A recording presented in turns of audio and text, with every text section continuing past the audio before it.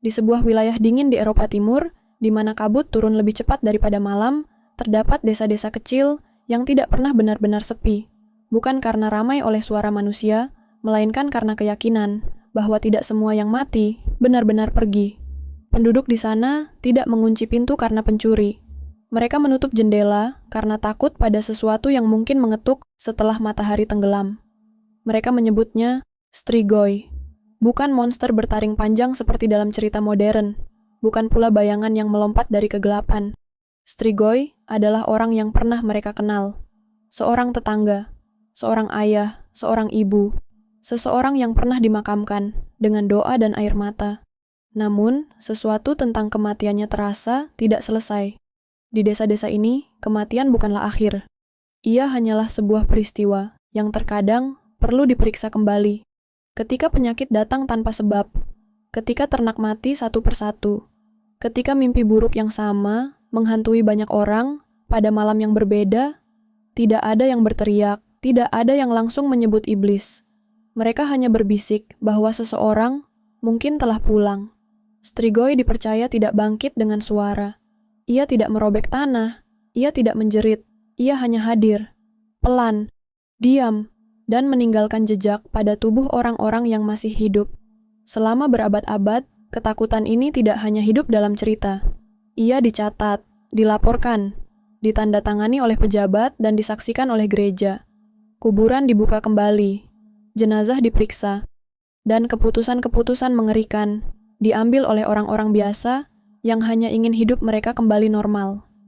Video ini bukan tentang membuktikan bahwa Strigoi itu nyata, dan juga bukan untuk menertawakan mereka yang pernah mempercayainya. Ini adalah perjalanan ke dalam ketakutan manusia saat kematian tidak mematuhi aturan, karena di beberapa tempat di dunia, kesalahan terbesar bukanlah mati, melainkan mati dan tidak pernah benar-benar pergi.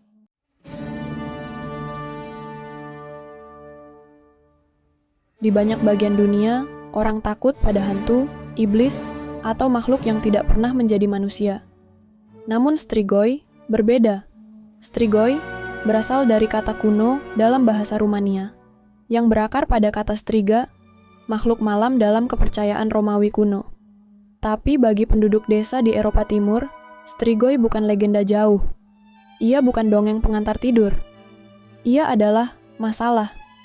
Strigoi diyakini sebagai manusia yang setelah kematiannya tetap berhubungan dengan dunia orang hidup, bukan sebagai arwah yang tersesat, bukan sebagai roh pelindung, melainkan sebagai sesuatu yang mengambil kesehatan, mengambil ketenangan, mengambil kehidupan secara perlahan. Dalam kepercayaan tradisional, terdapat dua jenis Strigoi. Yang pertama disebut Strigoi hidup. Mereka adalah orang-orang yang masih bernapas, masih berjalan di siang hari, masih berbicara seperti manusia biasa, namun diyakini memiliki kemampuan meninggalkan tubuhnya saat tidur, mengganggu orang lain, menyebabkan penyakit, dan membawa sial tanpa mereka sendiri selalu menyadarinya. Yang kedua, dan yang paling ditakuti, adalah Strigoi mati. Inilah sosok yang muncul ketika kata Strigoi disebut dengan suara bergetar. Strigoi mati adalah orang yang telah dikuburkan, telah didoakan, telah ditinggalkan, namun diyakini masih berjalan di malam hari. Ia kembali ke rumahnya sendiri, duduk di sudut ruangan, atau berdiri diam dekat tempat tidurnya dahulu.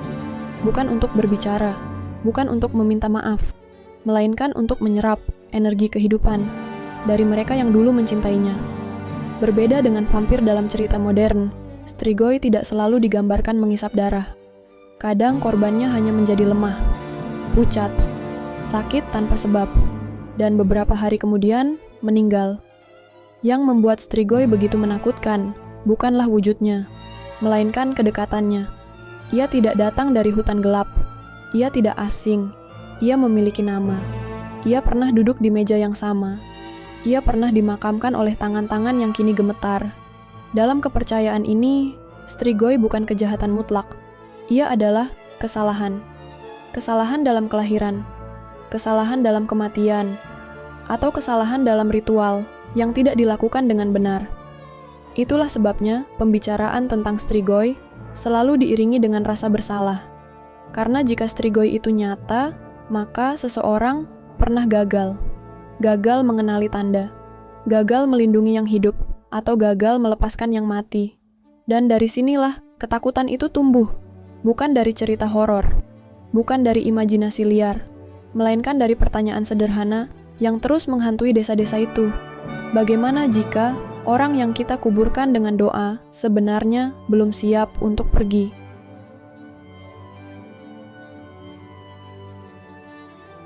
Di desa-desa tempat kepercayaan ini tumbuh, strigoi tidak muncul secara tiba-tiba. Ia ditunggu, bukan dengan harapan, melainkan dengan kewaspadaan. Karena sejak seseorang lahir, beberapa orang telah diawasi. Bukan karena kejahatan, bukan karena dosa besar, melainkan karena tanda. Anak-anak yang lahir dengan ciri tertentu seringkali dipandang lebih lama dari biasanya.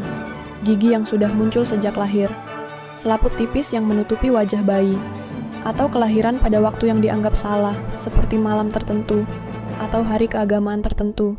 Tidak ada yang mengatakan mereka jahat, namun tidak ada pula yang sepenuhnya tenang. Mereka disebut calon strigoi hidup. Dalam kepercayaan lama, strigoi hidup adalah manusia biasa yang memiliki kemampuan untuk melepaskan jiwanya saat tidur. Pada malam hari, saat tubuh mereka terbaring diam, sesuatu dipercaya keluar. Ia berjalan, ia mengganggu, ia meninggalkan penyakit. Dan ketika pagi tiba, orang itu bangun tanpa mengingat apapun. Mereka tidak dituduh, mereka tidak dihakimi. Namun, setiap kejadian buruk di desa diam-diam dicatat dan dihubungkan. Jika seseorang sakit, jika susu ternak mengering, jika anak-anak menangis tanpa sebab di malam hari, nama-nama tertentu selalu muncul dalam pikiran warga. Namun ketakutan yang lebih besar bukanlah pada strigoi hidup, melainkan pada mereka yang telah mati. Beberapa kematian dianggap tidak bersih, bunuh diri, kecelakaan mendadak, orang yang meninggal sebelum menikah, atau mereka yang wafat dengan konflik yang belum selesai. Kematian seperti ini tidak memberi waktu bagi mereka untuk berdamai.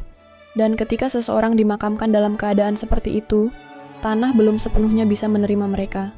Ada pula mereka yang semasa hidupnya dikucilkan, orang asing, penyendiri, mereka yang tidak mengikuti kebiasaan, bukan karena mereka salah, namun karena berbeda.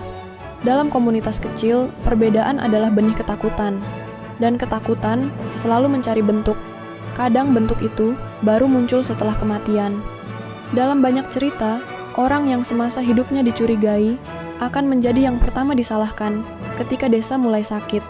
Tidak ada bukti, tidak ada saksi, hanya ingatan kolektif yang berkata, seharusnya kita sudah tahu. Yang paling menyedihkan adalah bahwa kepercayaan ini jarang disertai kebencian terbuka. Tidak ada amarah besar, tidak ada teriakan, hanya jarak. Orang-orang berbicara lebih pelan di dekat rumah tertentu. Anak-anak diminta tidak bermain terlalu lama di sana. Dan ketika kematian akhirnya datang, doa-doa dibacakan dengan suara yang sedikit lebih cepat, seolah ingin segera selesai. Karena dalam benak mereka, bukan semua orang yang mati boleh kembali ke tanah tanpa pengawasan. Dan disinilah ketakutan itu berubah bentuk. Bukan lagi tentang makhluk malam, bukan tentang monster, melainkan tentang manusia.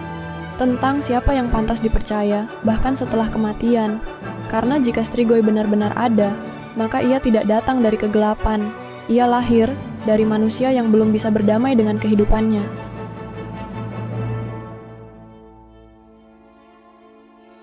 Dalam kepercayaan tentang strigoi, kematian bukanlah garis penutup. Ia adalah awal dari sebuah horor, sesuatu yang seharusnya berhenti, namun masih berlanjut. Semua kematian dimulai dengan cara yang sama. Tubuh dimandikan, doa dibacakan, tanah digali. Namun tidak semua kematian diterima dengan ketenangan yang sama. Ada pemakaman yang terasa terlalu cepat, tanah ditutup sementara bisik-bisik belum selesai. Dan justru setelah itulah hal-hal aneh mulai terjadi. Penyakit muncul tanpa pola. Demam yang berpindah dari satu rumah ke rumah lain. Tubuh melemah tanpa luka, tanpa sebab yang jelas. Ternak berhenti makan. Susu mengering. Ayam ditemukan mati tanpa suara. Dan pada malam hari, mimpi-mimpi mulai menyerupai satu sama lain. Orang-orang bermimpi tentang seseorang yang telah meninggal. Ia tidak menyerang, ia tidak berbicara. Ia hanya berdiri, atau duduk, atau menatap terlalu lama. Ketika pagi datang, mimpi itu dibicarakan dengan suara pelan. Karena terlalu banyak kesamaan, bukan lagi kebetulan. Dalam cerita-cerita desa, Strigoi tidak selalu terlihat. Kehadirannya diketahui dari akibatnya. Dari tubuh yang semakin kurus, dari napas yang pendek, dari rasa lelah yang tidak hilang meski sudah beristirahat. Para tetua desa mulai mengingat kembali kematian yang baru terjadi. Siapa yang terakhir dikuburkan? Bagaimana caranya? Apakah ada ritual yang terlewat? Karena jika Strigoi muncul, bukan karena ia ingin, melainkan karena ada sesuatu yang salah. Ada doa yang tidak sempurna. Ada benda yang lupa disertakan. Ada waktu yang tidak tepat. Dalam kepercayaan lama, kesalahan kecil bisa berakibat panjang. Dan ketakutan itu tidak datang sekaligus. Ia tumbuh perlahan. Seseorang jatuh sakit, lalu yang lain lagi. Hingga satu malam, seseorang bermimpi bahwa orang mati itu menyebut namanya. Nama yang sama yang kemudian jatuh sakit keesokan harinya. Di titik ini, tidak ada yang masih meragukan. Bukan karena mereka melihat bukti, melainkan karena terlalu banyak hal yang tidak bisa dijelaskan dengan kebetulan. Kematian itu tidak selesai. Ia masih berjalan, masih mengambil. Dan ketika ketakutan mencapai puncaknya, desa menghadapi pilihan yang tidak ingin diambil siapapun. Tetap membiarkan orang mati beristirahat, atau membuka kembali tanah yang seharusnya tidak pernah disentuh lagi. Karena dalam dunia Strigoi, menggali makam bukanlah tindakan kejam. Ia adalah tindakan putus asa. Sebuah pengakuan diam-diam bahwa yang hidup tidak lagi sanggup menunggu.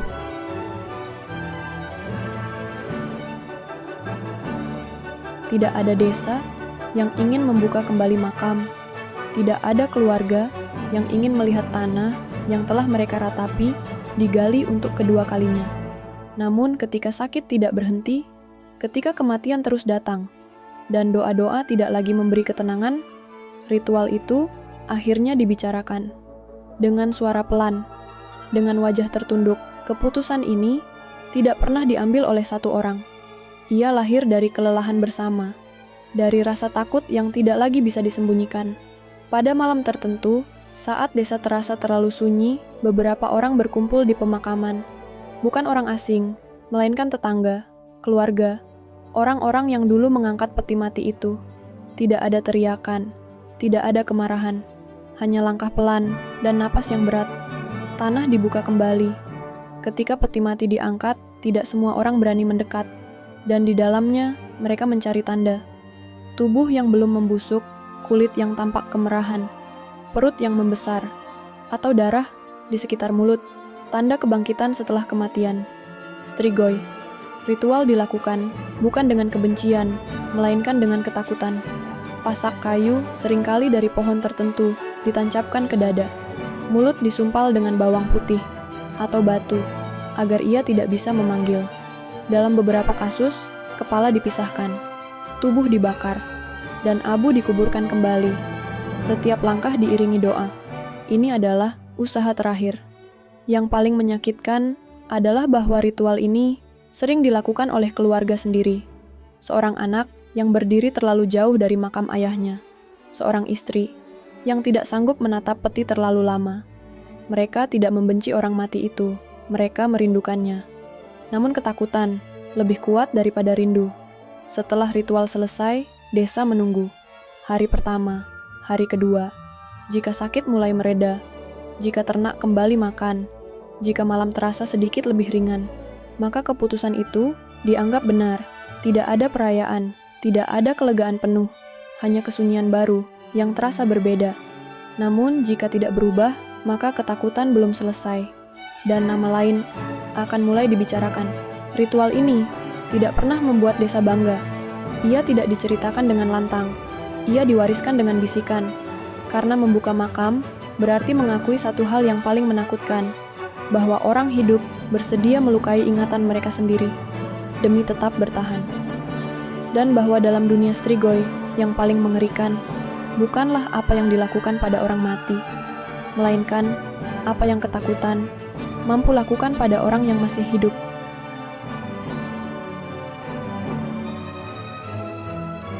Ketakutan tentang Strigoi tidak hanya hidup dalam bisikan desa.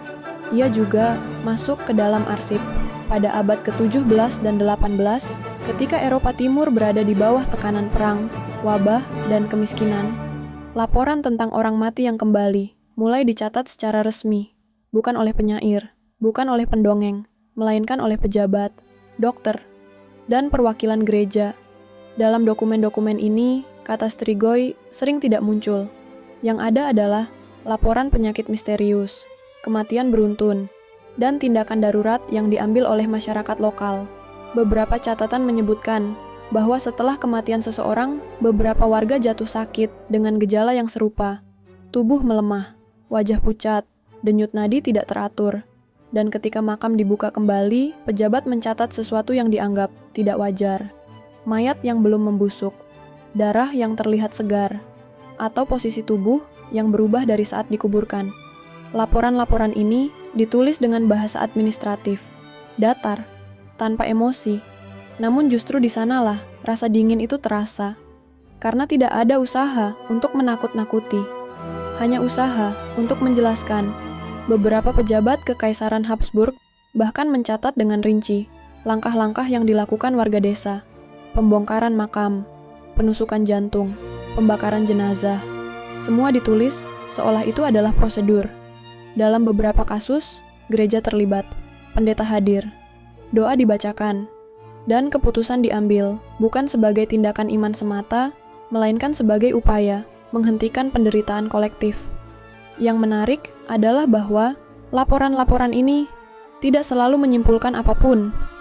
Mereka tidak mengatakan bahwa Strigoi itu nyata, namun mereka juga tidak membantahnya. Mereka hanya mencatat bahwa setelah ritual dilakukan, penyakit berhenti. Dan bagi masyarakat saat itu, hasil lebih penting daripada penjelasan. Strigoi dalam catatan sejarah bukanlah makhluk bertaring. Ia adalah sebuah istilah sementara, label, untuk sesuatu yang belum dipahami. Dan ketika ilmu kedokteran belum mampu menjawab, masyarakat menggunakan bahasa yang mereka miliki. Bahasa kepercayaan, bahasa ritual, bahasa ketakutan.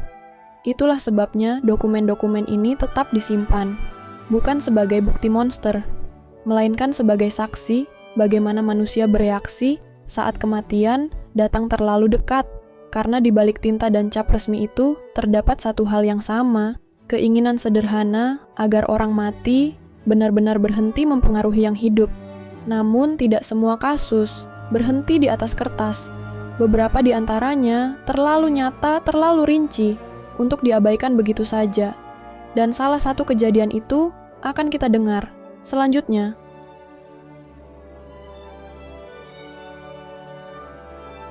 Pada tahun 1725, di sebuah desa kecil di wilayah Serbia, seorang pria bernama Petar Blagojević meninggal dunia secara tiba-tiba.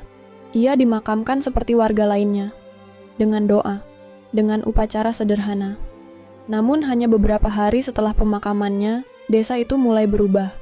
Satu persatu, 9 orang jatuh sakit. Mereka mengeluh tentang rasa lemas yang ekstrem, sesak napas, dan mimpi buruk yang sama. Sebelum meninggal, beberapa dari mereka mengatakan hal yang serupa, bahwa Petar telah datang menemui mereka di malam hari. Tidak menyerang, tidak mengancam, hanya berdiri dan mengambil napas mereka perlahan. Laporan tentang kejadian ini tidak hanya ditulis oleh warga desa, ia dicatat oleh pejabat Kekaisaran Habsburg yang dikirim untuk menyelidiki kematian tersebut. Dalam dokumen resmi itu tidak ada kata panik. Yang ada adalah rincian, tanggal kematian, jumlah korban, dan kesaksian warga yang disalin apa adanya. Karena ketakutan semakin meluas, izin akhirnya diberikan untuk membuka makam Petar Blagojević. Ketika peti mati dibuka, pejabat mencatat sesuatu yang dianggap tidak biasa.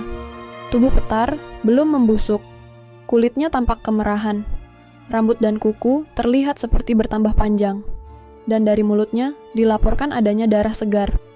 Bagi warga desa, itu sudah cukup. Dengan persetujuan otoritas lokal, mereka melakukan ritual yang dipercaya dapat menghentikan Strigoi. Sebuah pasak ditancapkan ke dadanya. Dan menurut catatan, darah mengalir dari luka tersebut. Tubuh itu kemudian dibakar, dan abunya dikuburkan kembali. Setelah kejadian itu, laporan mencatat satu hal penting. Kematian berhenti. Tidak ada korban baru. Tidak ada lagi mimpi yang sama. Dan desa perlahan kembali tenang. Dokumen ini masih tersimpan hingga hari ini. Bukan sebagai kisah horor, melainkan sebagai laporan administratif tentang tindakan luar biasa di masa krisis. Apakah Petar Blagojevich benar-benar Strigoi? Atau apakah wabah akhirnya berhenti secara alami? Catatan itu tidak menjawab. Ia hanya menunjukkan bahwa dalam kondisi tertentu, orang-orang rasional bersedia melakukan hal-hal yang hari ini kita anggap mustahil, dan bahwa kepercayaan tentang Strigoi bukanlah cerita yang lahir dari imajinasi semata. Ia tumbuh di antara tubuh-tubuh yang mati dan orang-orang hidup yang kehabisan pilihan. Karena ketika kematian terus datang, penjelasan menjadi kemewahan. Yang tersisa hanyalah tindakan.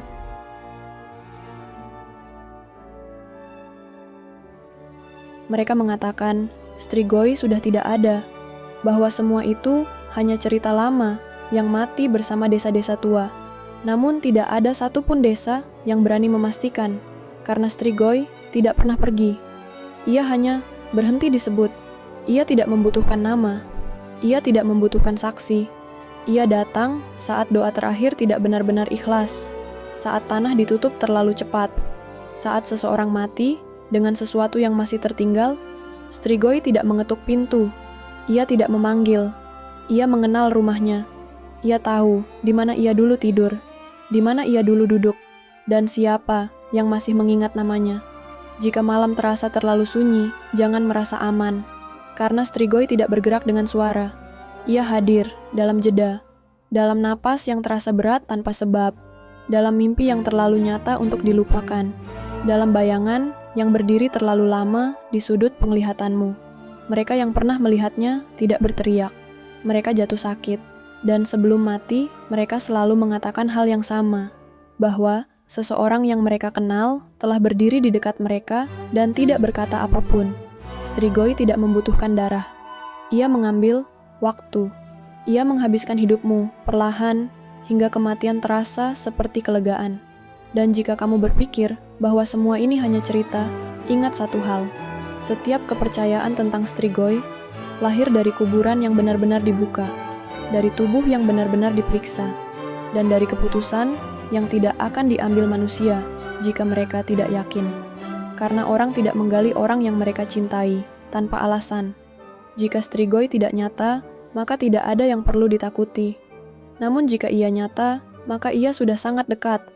Mungkin bukan di desa tua, mungkin bukan di pemakaman, mungkin ia sedang berdiri di tempat yang dulu ia sebut rumah, dan menunggu hingga dia bisa menemukan kedamaian.